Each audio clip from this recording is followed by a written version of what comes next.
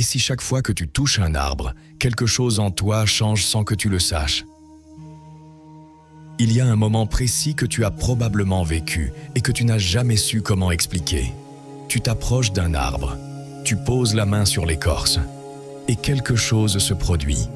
Ce n'est pas seulement du calme, ce n'est pas seulement du silence, c'est quelque chose de plus profond, de plus ancien, qui n'a de nom dans aucune langue moderne. Pendant des siècles, les traditions spirituelles les plus anciennes de l'humanité ont tenté de décrire cet instant. Les druides celtes appelaient les arbres les gardiens du seuil. Les chamans sibériens les considéraient comme des antennes vivantes reliant le ciel à la terre. Les textes védiques de l'Inde décrivaient la présence des arbres comme un champ de conscience élargi, capable de transférer de l'énergie vitale à l'être humain qui s'en approchait avec intention. Et la science moderne, pendant des décennies, a rejeté tout cela comme de la superstition. Mais quelque chose d'étrange a commencé à se produire à la fin du XXe siècle. Des chercheurs japonais ont commencé à mesurer ce qui se passe réellement dans le corps humain lorsqu'il entre en contact avec une forêt. Et ce qu'ils ont découvert n'a pas seulement confirmé ce que les traditions ancestrales avaient pressenti.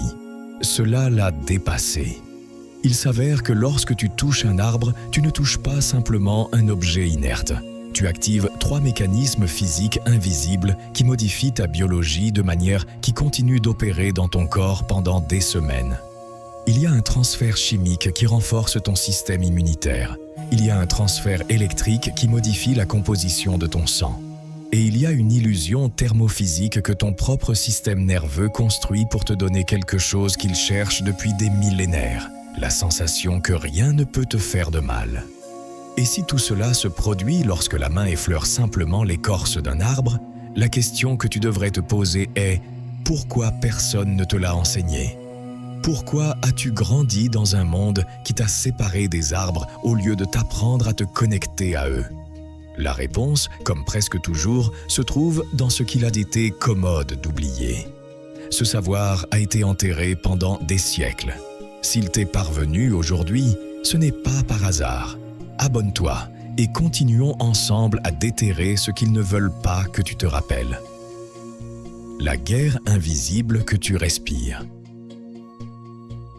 Cela commence par l'air, car l'échange commence avant même que tes mains ne touchent quoi que ce soit.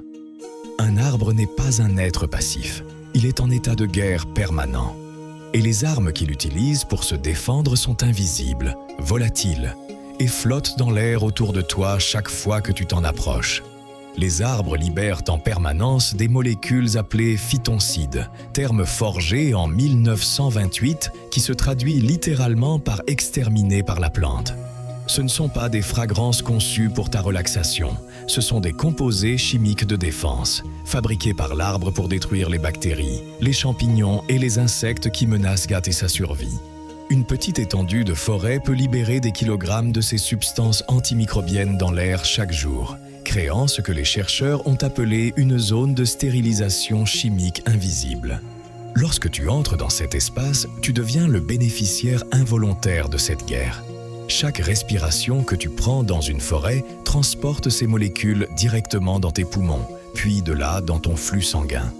Et ce qui se passe ensuite est ce que les chercheurs japonais ont commencé à documenter avec des résultats que, au départ, les scientifiques eux-mêmes refusaient de croire.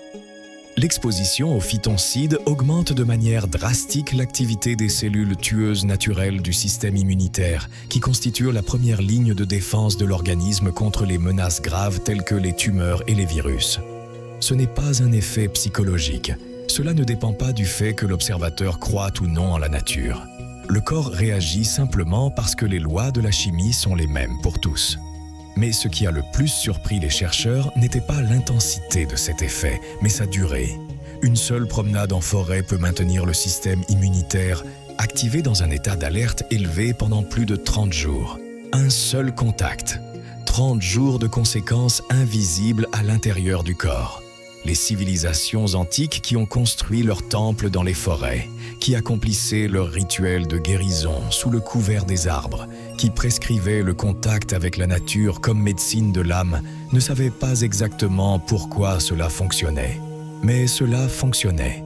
et les cultures qui ont déconnecté leur peuple des arbres, qui ont échangé la forêt contre l'asphalte, qui ont enfermé leurs citoyens dans des bâtiments de verre et de métal, ne savaient pas non plus exactement ce qu'elles étaient en train d'enlever. Mais elles l'enlevaient. Respirer dans une forêt, c'est recevoir un système de défense forgé au cours de millions d'années d'évolution. L'arbre ne te donne pas sa force de manière consciente. Il te la transmet parce que les lois de la physique ne font pas de distinction entre l'intention et le résultat. La chimie de l'arbre devient ta chimie et ton corps sort de cette rencontre en étant, littéralement, plus résistant qu'il ne l'était en y entrant. Le circuit électrique de la planète. La respiration n'est que le premier des 3 mécanismes. Pendant que tes poumons absorbent les armes chimiques de l'arbre, quelque chose de complètement différent se produit au point où ta peau entre en contact avec l'écorce. Pour comprendre cela, il faut commencer par un fait que la physique établit clairement. Tu n'as jamais rien touché dans ta vie. La physique quantique démontre que les nuages d'électrons qui entourent sur les atomes de ta peau se repoussent mutuellement avec les nuages d'électrons de tout objet que tu essaies de toucher. Ce que tu perçois comme un contact physique est en réalité une répulsion électromagnétique. 2 champs qui se repoussent mutuellement à une échelle si infime que le cerveau l'interprète comme une pression. Mais dans cet espace de répulsion entre ta peau et l'écorce de l'arbre, il se produit quelque chose que les traditions chamaniques du monde entier ont décrit pendant des milliers d'années sans avoir le vocabulaire scientifique pour l'expliquer. Un transfert d'énergie. La planète Terre possède une charge électrique négative constante. Cette charge est maintenue active par les milliers d'orages électriques qui se produisent simultanément partout dans le monde à chaque instant du jour et de la nuit. La Terre est, en essence, une gigantesque batterie électrique qui ne s'épuise jamais. L'arbre, avec son système racinaire en contact direct avec le sol, est connecté à cette batterie. C'est une antenne naturelle, un conducteur qui étend vers le haut la charge électrique de la Terre. Et lorsque ta peau, qui est également conductrice, s'approche de ce conducteur déjà mis à la Terre, la charge circule. Les électrons libres voyagent depuis les profondeurs du sol, remontent le long du tronc de l'arbre et entrent dans ton corps par le point de moindre résistance, sans effort de ta part, sans rituel, sans croyance, simplement parce que les lois de la physique n'ont pas besoin de ta permission pour opérer. La science de la mise à la Terre a documenté ce que ce transfert d'électrons produit au niveau cellulaire. L'effet le plus significatif se produit dans les globules rouges. En recevant des électrons supplémentaires, la charge électrique à la surface de chaque cellule sanguine augmente. Cela provoque une répulsion mutuelle plus intense entre les globules rouges au lieu de les laisser s'agréger. Et le résultat est un changement mesurable, physique, réel dans la viscosité du sang. Le sang circule plus facilement. L'agrégation des globules rouges est liée à des processus inflammatoires et à de multiples problèmes cardiovasculaires. Et toucher le tronc d'un arbre pendant quelques minutes, debout sur la terre qui l'entoure, produit un transfert d'électrons qui réduit cette agrégation, qui purifie le sang au niveau cellulaire, qui réduit l'inflammation systémique et améliore l'oxygénation des tissus. Les cultures qui prescrivaient de marcher pieds nus sur la terre comme pratique spirituelle. Les chamans qui accomplissaient leurs cérémonies en contact direct avec l'écorce des arbres. Les moines qui passaient des heures assis au pied des mêmes arbres pendant des décennies. Aucun d'eux n'avait accès aux instruments de mesure nécessaires pour voir les changements dans les globules rouges. Mais leur corps ressentait bien ce que ces changements produisaient. L'arbre fonctionne comme un conduit ancestral. Un portail qui connecte la biologie de ton corps à l'immense réserve électrique de la planète. Tu ne touches pas seulement un objet lorsque tu poses la main sur son écorce. Tu t'intègres dans un circuit électrique planétaire qui est actif depuis avant que n'existe le premier être humain. C'est une décharge et une recharge simultanée. Un rééquilibrage électrique qui s'opère en quelques minutes et dont les effets se distribuent dans l'ensemble de l'organisme. L'illusion que ton cerveau construit pour te donner la paix. Le troisième mécanisme est le plus subtil et peut-être le plus révélateur car ce n'est pas l'arbre qui le produit, c'est toi. le bois conduit la chaleur des milliers de fois plus lentement que le métal. C'est un fait physique établi. Si par un matin froid, tu prends une barre de fer dans la main, le métal extrait violemment la chaleur de ta peau. Ton cerveau enregistre cette perte d'énergie comme de la douleur, comme un danger, comme un signal d'alarme qui déclenche le système de stress. Le bois ne fait pas cela.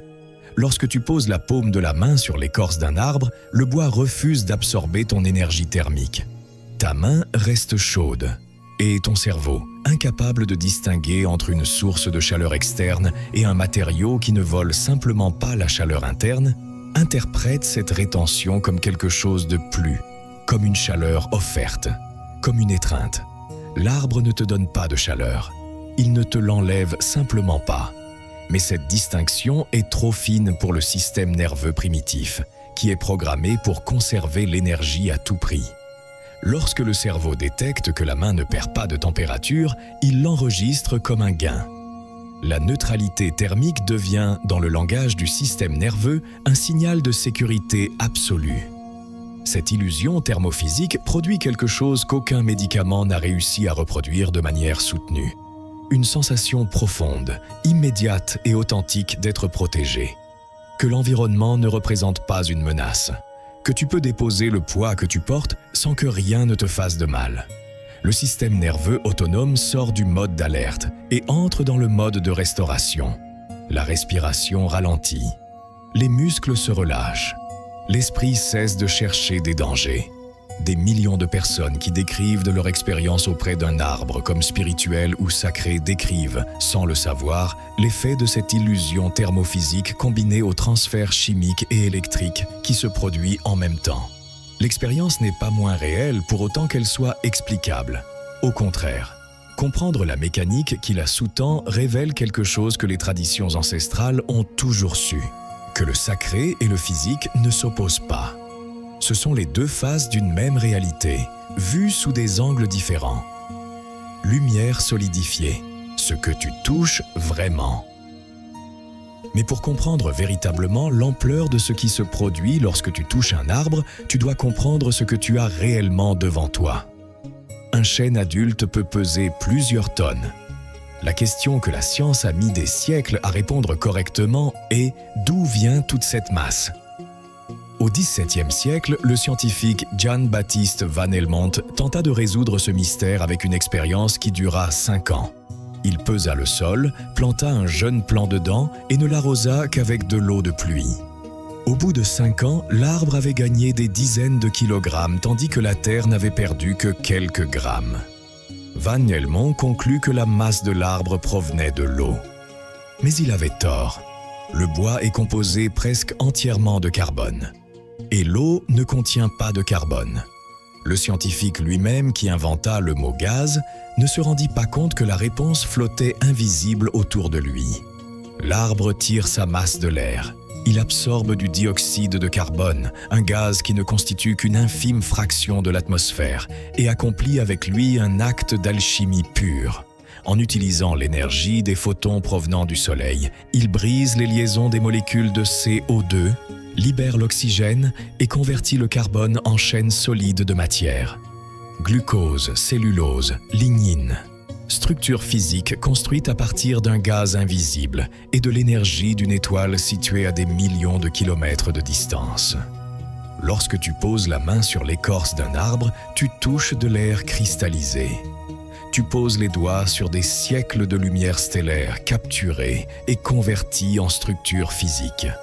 L'arbre est de la lumière solidifiée. C'est un réacteur de transformation lente qui se construit atome par atome à partir de ce qu'il y a de plus éthéré dans l'univers. Un gaz invisible et l'énergie d'une étoile. Chaque fibre de ce bois est la preuve que la matière peut émerger de l'énergie.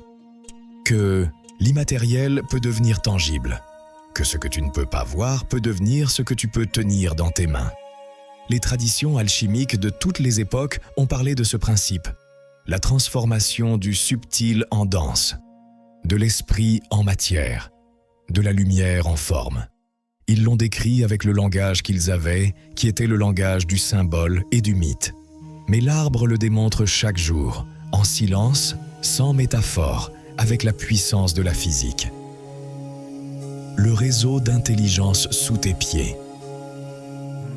Cette structure d'air et de lumière solidifiée n'est pas seule.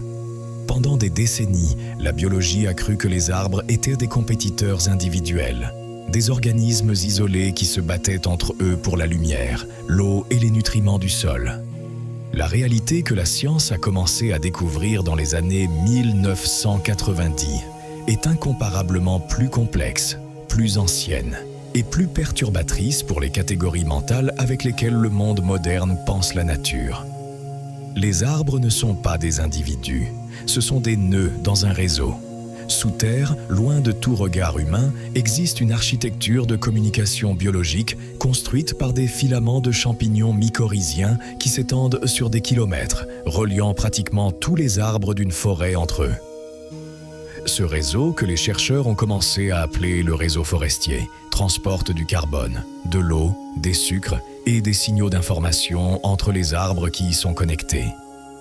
Les arbres les plus anciens et les plus grands fonctionnent comme des centres de distribution de ce réseau. Ils reconnaissent leurs propres descendants génétiques parmi tous les autres arbres et leur envoient davantage de ressources. Lorsqu'un jeune arbre pousse à l'ombre et ne peut pas produire suffisamment d'énergie solaire, les arbres adultes qui lui sont connectés par le réseau lui transfèrent du carbone supplémentaire pour le soutenir. Le réseau prend soin des siens, mais la fonction la plus perturbatrice de cette architecture invisible est celle qui a trait à la défense collective. Lorsqu'un arbre est attaqué par des insectes ou des agents pathogènes, il émet des signaux chimiques d'avertissement qui voyagent à travers le réseau mycorhizien et parviennent aux arbres voisins avant que l'attaque ne se propage. En recevant le signal, les arbres voisins commencent à produire leurs propres composés de défense de manière préventive. La forêt n'est pas une collection d'individus en compétition. C'est un organisme collectif qui répond en tant que système aux menaces auxquelles fait face l'une quelconque de ses parties. Et lorsqu'un arbre est en train de mourir, il n'accumule pas ses ressources. Dans un ultime acte que nulle langue humaine ne possède de terme adéquat pour décrire, l'arbre agonisant libère tout le carbone et les nutriments accumulés tout au long de sa vie à travers le réseau, distribuant son héritage vers la communauté qui l'entoure. La mort d'un individu devient force vitale pour beaucoup d'autres. Lorsque tu touches un arbre, même sans le savoir, tu ne touches pas un organisme isolé. Tu poses la main sur le point d'accès visible à une intelligence souterraine, collective et ancienne. Une conscience distribuée qui opère sous tes pieds depuis bien avant qu'existe la première pensée humaine. Les traditions qui vénéraient l'arbre non comme un objet mais comme un être faisant partie de quelque chose de plus vaste qui parlait avec la terre et répondait aux autres arbres, qui gardaient la mémoire et partageaient la connaissance, ne projetaient pas des fantasmes sur la nature. Elles décrivaient, avec le langage qu'elles avaient, ce que la science a mis des siècles à confirmer. Le secret du temps. Pourquoi les arbres ne vieillissent pas ? Tout ce qui précède serait déjà suffisant pour reconfigurer la manière dont tu t'approches d'un arbre la prochaine fois que tu en as un près de toi. Mais il y a un dernier secret, et c'est le plus déconcertant. Les arbres ne vieillissent pas. Pas de la manière dont nous vieillissons, nous les êtres humains. À l'intérieur de chaque cellule de ton corps se trouve une horloge biologique. Chaque fois qu'une cellule se divise, les télomères, qui sont les structures protectrices qui couvrent dans les extrémités de chaque chaîne d'ADN, se raccourcissent légèrement. Ce raccourcissement progressif et irréversible est le mécanisme du vieillissement. C'est la raison pour laquelle le corps se détériore avec le temps. Les arbres n'ont pas cette horloge. Les cellules qui se divisent aux extrémités de leurs racines et aux pointes de leurs branches, les cellules dites méristématiques, se répliquent indéfiniment sans que se produise ce raccourcissement. Les chercheurs qui ont analysé des arbres vieux de plusieurs milliers d'années ont découvert quelque chose qui contredit l'intuition. L'enzyme qui reconstruit les télomères, la télomérase, est plus active chez les vieux arbres que chez les jeunes. L'arbre non seulement ne vieillit pas, avec le temps, il devient biologiquement plus résistant au vieillissement. Il existe des arbres dans les montagnes arides de Californie qui transforment la lumière du soleil en matière de pluie avant que l'écriture ait été inventée. Ils ont tous survécu. Des empires, des glaciations, des siècles de sécheresse. Leurs cellules sont prêtes à se diviser éternellement. Les arbres ne meurent pas de vieillesse. Ils sont détruits par des forces extérieures. Un éclair, un vent qui surmonte la résistance des racines, la sécheresse qui rompt la colonne d'eau en leur intérieur.